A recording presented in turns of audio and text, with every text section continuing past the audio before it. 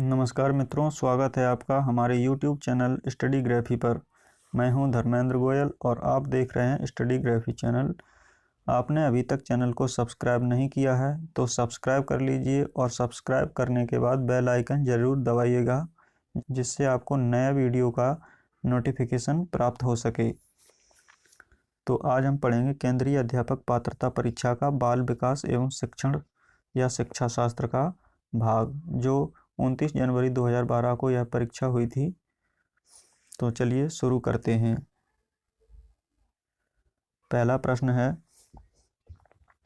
मानव विकास को क्षेत्रों में विभाजित किया जाता है, जो हैं मनोवैज्ञानिक, संज्ञानात्मक, संवेगात्मक और शारीरिक। दूसरा विकल्प शारीरिक, आध्यात्मिक, संज्ञानात्मक और सामाजिक। तीसरा विकल्प शारीरिक, संज्ञानात्मक, संवेगात्मक और सामाजिक। चौथा विकल्प संवेगात्मक, संज्ञानात्मक, आध्यात्मिक और सामाजिक मनोवैज्ञानिक। प्रश्न पहले का सही आंसर होगा विकल्प पहला, मनोवैज्ञानिक, संज्ञानात्मक, संवेगात्मक और शारीरिक। अगला प्रश्न दूसरा, निम्नलिखित में से कौन सा विकास का सिद्धांत है? पहला विकल्प यह निरंतर चलने वाली प्रक्रिया नहीं है। दूसरा विकल्प विकास की सभी प्रक्रियाएं अंततः संबंधित नहीं हैं। तीसरा विकल्प सभी की विकास दर समान नहीं होती है। चौथा विकल्प विकास हमेशा रेखीय होता है। इसका सही आंसर है विकास की दर समान नहीं होती है। विकल्प तीसरा सही है। अगला प्रश्न तीसरा, शिक्षण अधिगम प्रक्रिया में व्यक्तिगत रूप से ध्यान देना महत्वपूर्ण है, क्योंकि इससे प्रत्येक शिक्षार्थी को अनुशासित करने के लिए शिक्षकों को बेहतर अवसर मिलते हैं। बच्चों की विकास दर भिन्न होती है और वे भिन्न तरीकों से सीख सकते हैं। शिक्षार्थी हमेशा समूहों में ही बेहतर सीखते हैं। शिक्षक प्रशिक्षण कार्यक्रमों में ऐसा ही बताया गया है। प्रश्न तीसरे का सही आंसर है विकल्प दूसरा, बच्चों की विकास दर भिन्न होती है और वे भिन्न तरीकों से सीख सकते हैं। अगला प्रश्न चौथा, मानव व्यक्तित्व परिणाम है केवल वातावरण का, केवल आनुवंशिकता का, पालन पोषण और शिक्षा का, आनुवंशिकता और वातावरण की अंतः क्रिया का। इसका सही आंसर है विकल्प चौथा, आनुवंशिकता और वातावरण की अंतः क्रिया का। अगला प्रश्न पांचवा, शिक्षा के संदर्भ में सामाजिकरण से तात्पर्य है। पहला विकल्प सामाजिक वातावरण में अनुकूलन और समायोजन। दूसरा विकल्प सामाजिक मानदंडों का सदैव अनुपालन करना। तीसरा विकल्प अपने सामाजिक मानदंड बनाना। चौथा विकल्प समाज में बड़ों का सम्मान करना। प्रश्न पांचवें का सही उत्तर होगा पहला विकल्प सामाजिक वातावरण में अनुकूलन और समायोजन। अगला प्रश्न छठवां, छोटे शिक्षार्थियों को कक्षा कक्ष में समवयस्कों के साथ अंतःक्रिया करने के लिए प्रोत्साहित करना चाहिए, जिससे वे पढ़ने के दौरान सामाजिक कौशल सीख सकें। दूसरा विकल्प शिक्षक कक्षा कक्ष को बेहतर तरीके से नियंत्रित कर सके। तीसरा विकल्प वे एक दूसरे से प्रश्नों के उत्तर सीख सकें। चौथा विकल्प पाठ्यक्रम को बहुत जल्दी पूरा किया जा सके। प्रश्न छठवें का सही आंसर है विकल्प पहला, वे पढ़ने के दौरान सामाजिक कौशल सीख सकें। अगला प्रश्न सातवां, प्याजे के संज्ञानात्मक विकास के चरणों के अनुसार इंद्रियगामक या संवेदी प्रेरक अवस्था जिसके साथ संबंधित है। पहला विकल्प है विकल्पों के निर्वचन और विश्लेषण करने की योग्यता। दूसरा विकल्प है सामाजिक मुद्दों से सरोकार। तीसरा विकल्प है अनुकरण, स्मृति और मानसिक निरूपण। चौथा विकल्प तार्किक रूप से समस्या समाधान की योग्यता। प्रश्न सातवें का सही आंसर है अनुकरण, स्मृति और मानसिक निरूपण।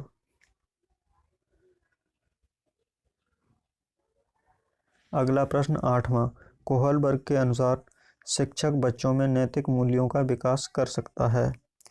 नैतिक मुद्दों पर आधारित चर्चाओं में उन्हें शामिल करके कैसे व्यवहार किया जाना चाहिए, इस पर कठोर निर्देश देकर, धार्मिक शिक्षा को महत्व देकर, व्यवहार के स्पष्ट नियम बनाकर।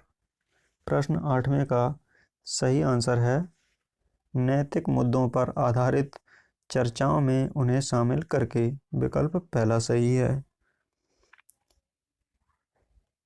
अगला प्रश्न, निम्नलिखित में से कौन सी प्रगतिशील शिक्षा की विशेषता है? बार बार ली जाने वाली परीक्षाएं, समय सारणी और बैठने की व्यवस्था में लचीलापन, केवल प्रस्तावित पाठ्यपुस्तकों पर आधारित अनुदेश, परीक्षाओं में अच्छे अंक प्राप्त करने पर बल। प्रश्न 9 का सही आंसर है विकल्प दूसरा, समय सारणी और बैठने की व्यवस्था में लचीलापन। अगला प्रश्न 10वां, एक शिक्षिका अपने शिक्षार्थियों की विभिन्न अधिगम शैलियों को संतुष्ट करने के लिए वैविध्यपूर्ण कार्यों का उपयोग करती है। वह खाली स्थान से प्रभावित है। पहला विकल्प वाइगोत्स्की के सामाजिक सांस्कृतिक सिद्धांत से, दूसरा विकल्प पियाजे के संज्ञानात्मक विकास के सिद्धांत से, तीसरा विकल्प कोहलबर्ग के नैतिक विकास के सिद्धांत, चौथा विकल्प गार्डनर के बहुबुद्धि सिद्धांत से। सही आंसर है विकल्प चौथा, गार्डनर के बहुबुद्धि सिद्धांत।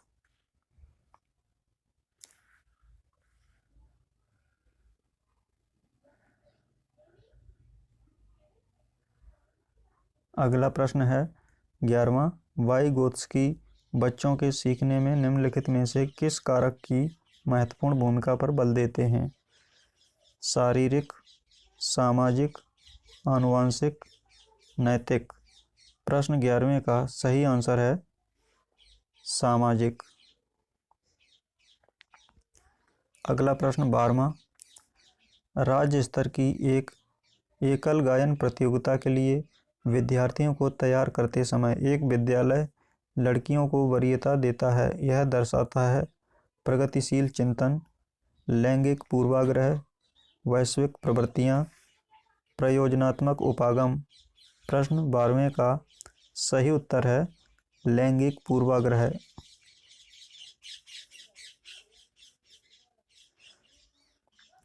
अगला प्रश्न 13वां, शिक्षार्थी वैयक्तिक भिन्नता प्रदर्शित करते हैं, अतः शिक्षक को परीक्षाओं की संख्या बढ़ा देनी चाहिए, अधिगम के एक समान गति पर बल देना चाहिए, सीखने के विविध अनुभवों को उपलब्ध कराना चाहिए, कठोर अनुशासन सुनिश्चित करना चाहिए। प्रश्न 13वें का सही उत्तर है सीखने के विविध अनुभवों को उपलब्ध कराना चाहिए। तीसरा विकल्प सही है।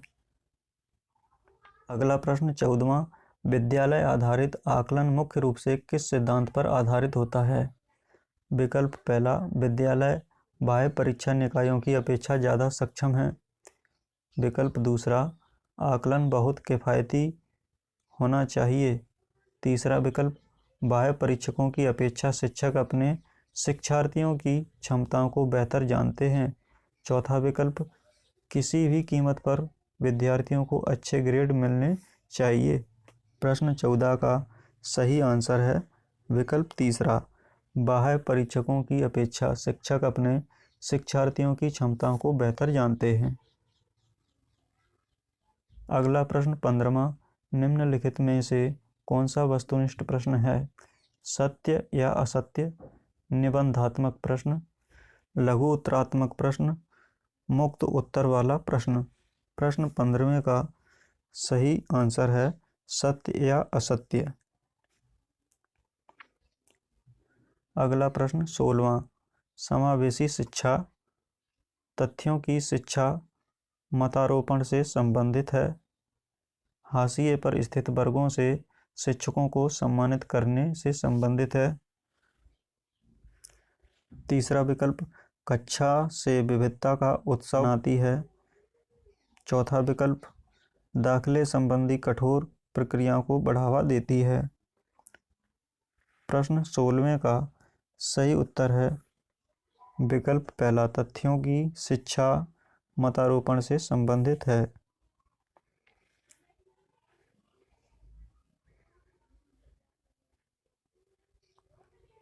अगला प्रश्न 17वां, शिक्षण से अधिगम पर बल देने वाला परिवर्तन हो सकता है। अग्र शिक्षण की तकनीक अपनाकर, शिक्षा परिणामों पर केंद्रित होकर, बाल केंद्रित शिक्षा पद्धति अपनाकर, रटने को प्रोत्साहित करके। प्रश्न 17वें का सही उत्तर है विकल्प तीसरा, बाल केंद्रित शिक्षा पद्धति अपनाकर।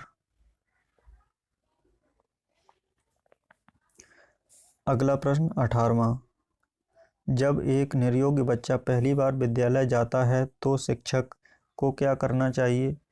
सहकारी योजना विकसित करने के लिए बच्चे के माता पिता के साथ चर्चा करनी चाहिए, प्रवेश परीक्षा लेनी चाहिए, बच्चे की निर्योग्यता के अनुसार उसे विशेष विद्यालय में भेजने का प्रस्ताव देना चाहिए, उसे अन्य विद्यार्थियों से अलग रखना चाहिए।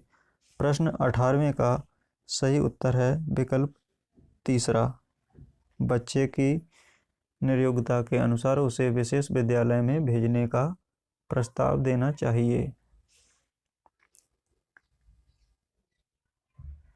अगला प्रश्न 19वां, जब बच्चा फेल होता है तो इसका तात्पर्य है कि व्यवस्था फेल हुई है, बच्चा पढ़ाई के लिए योग्य नहीं है, बच्चे ने उत्तरों को सही तरीके से याद नहीं किया है, बच्चे को प्राइवेट ट्यूशन लेनी चाहिए थी। प्रश्न 19 का सही आंसर है विकल्प पहला, व्यवस्था फेल हुई है।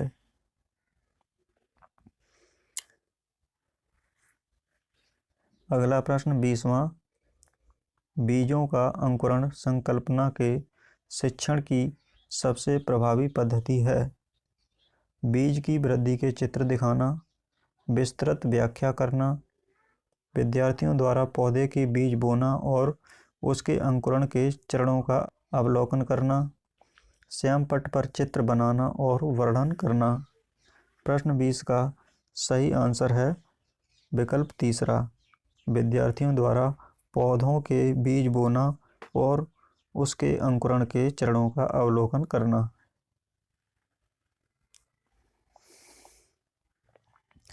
अगला प्रश्न 21वां, जब बच्चा कार्य करते हुए ऊबने लगता है तो यह इस बात का संकेत है कि बच्चे में सीखने की योग्यता नहीं है, बच्चे को अनुशासित करने की ज़रूरत है, संभवतः कार्य यांत्रिक रूप से बार बार हो रहा है, बच्चा बुद्धिमान नहीं है।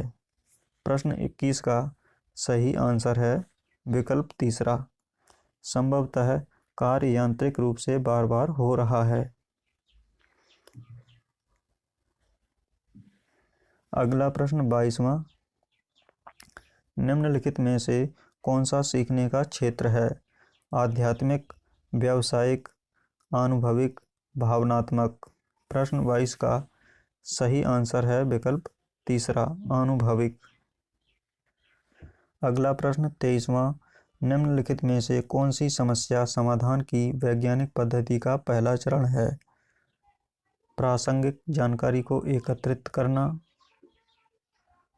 प्राकल्पना का निर्माण करना, प्राकल्पना का परीक्षण करना, समस्या के प्रति जागरूकता।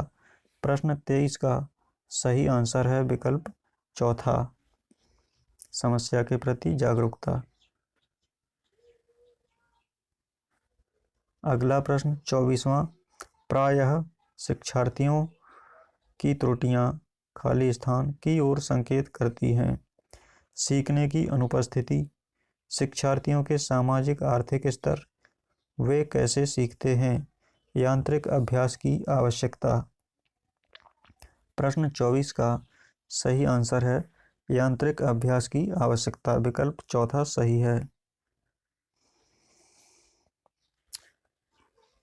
अगला प्रश्न 25वां, जब बच्चे की दादी उसे उसकी माँ की गोद से ले लेती है तो बच्चा रोने लगता है, बच्चा खाली स्थान के कारण होता है, अजनबी दुश्चिंता, वियोग दुश्चिंता, सामाजिक दुश्चिंता, संवेगात्मक दुश्चिंता। प्रश्न 25 का सही आंसर है विकल्प चौथा संवेगात्मक दुश्चिंता। अगला प्रश्न 26वां, एक शिक्षिका पाठ्य वस्तु और फल सब्जियों के कुछ चित्रों का प्रयोग करती है और अपने शिक्षार्थियों या विद्यार्थियों से चर्चा करती है। विद्यार्थी इस जानकारी को अपने पूर्व ज्ञान से जोड़ते हैं और पोषण की संकल्पना को सीखते हैं। यह उपागम खाली स्थान पर आधारित है। अधिगम के सक्रिय अनुबंध, ज्ञान के निर्माण, अधिगम के शास्त्रीय अनुबंध, पुनर्बलन के सिद्धांत। प्रश्न 26 का सही आंसर है अधिगम के सक्रिय अनुबंध, विकल्प पहला सही है। 27वां, विवेचनात्मक शिक्षा शास्त्र का यह दृढ़ विश्वास है कि शिक्षार्थियों के अनुभव और प्रत्यक्षण महत्वपूर्ण होते हैं। एक शिक्षक को हमेशा कक्षा कक्ष के अनुदेशन का नेतृत्व करना चाहिए। शिक्षार्थियों को स्वतंत्र रूप से तर्कना नहीं करना चाहिए।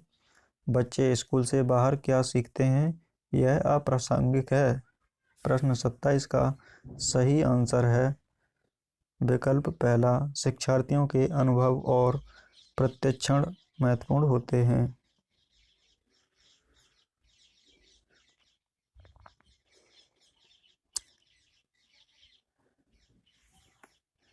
अगला प्रश्न 28वां, एक शिक्षक प्रश्न पत्र बनाने के बाद यह जांच करता है कि क्या प्रश्न परीक्षण के विशिष्ट उद्देश्यों की परीक्षा ले रहे हैं। वह मुख्य रूप से प्रश्न पत्र की खाली स्थान के बारे में चिंतित है। विश्वसनीयता, वैधता, संपूर्ण विषय वस्तु को शामिल करने, प्रश्नों के प्रकार। प्रश्न 28 का सही आंसर है संपूर्ण विषय वस्तु को शामिल करने, विकल्प तीसरा सही है। अगला प्रश्न 29वां, निम्नलिखित में से कौन सा शिक्षक से संबंधित अधिगम को प्रभावित करने वाला कारक है। विषय वस्तु या अधिगम अनुभवों की प्रकृति, विषय वस्तु में प्रवीणता, बैठने की उचित व्यवस्था, शिक्षण अधिगम संसाधनों की उपलब्धता। प्रश्न 29 का सही आंसर है शिक्षण अधिगम संसाधनों की उपलब्धता, विकल्प चौथा सही है। इस प्रश्न पत्र का अंतिम प्रश्न 30, एक शिक्षिका अपने आप से कभी भी प्रश्नों के उत्तर नहीं देती। वह अपने विद्यार्थियों को उत्तर देने के लिए समूह चर्चाएं और सहयोगात्मक अधिगम अपनाने के लिए प्रोत्साहित करती है। यह उपागम खाली स्थान के सिद्धांत पर आधारित है।